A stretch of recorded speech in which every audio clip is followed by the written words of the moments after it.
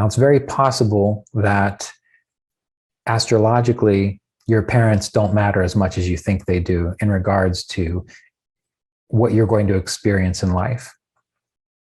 This is a theory I have based on the observation of watching many families and many parents and many children, and seeing individuals who have had very difficult parents and yet seem to grow up to be well-adjusted and functional and healthy, emotionally, mentally, and psychologically.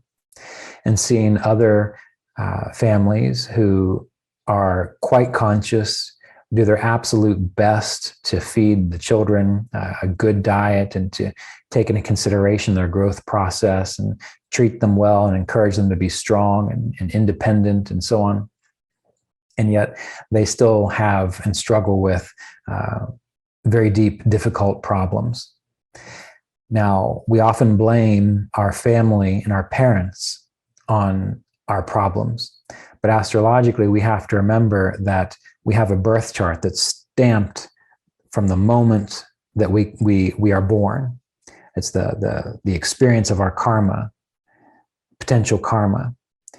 And so it's already there, which means that if we do have difficulties with our parents and so on as we grow and as we move into the family, really all that's happening there is the parents are fulfilling the promise that was already in the birth chart from the theory of past lives.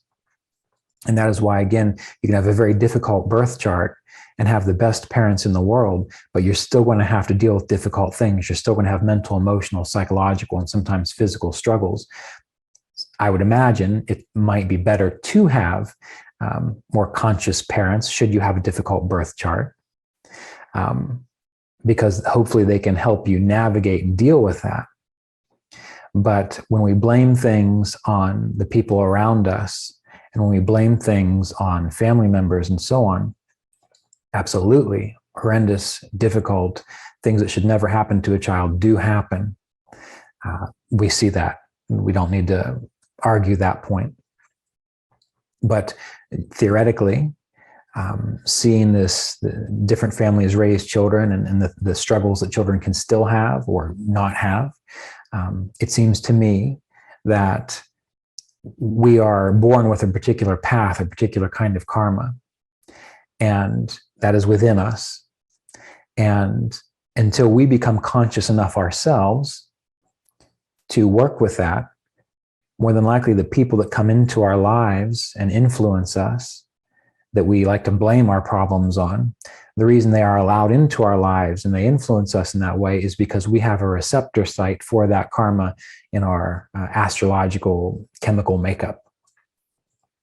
And that persists until we, as spiritual beings, wake up a little bit to where we can observe these experiences that we have and then try to make our own changes from within. Of course, we'll need the help of others, good spiritual teachers, good psychological counselors, supportive mentors, and so on.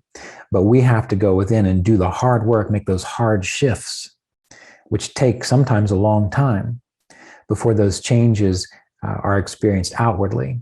And that's why we often see people who have repetitive experiences in relationships or repetitive experiences with other circumstances in their life. And why some people never have those things. I mean, have you ever thought about that? Whereas one person, it's like every relationship, the next relationship has the exact same pattern of experience. Whereas the person's two friends have never experienced that in their lives. So we can see that there's something else there, which is promoting that, not necessarily just dumb luck. So this is something to consider. It's just a theory. It's my opinion after observing many people over the years and practicing astrology. May or may not be true, but just something to think about.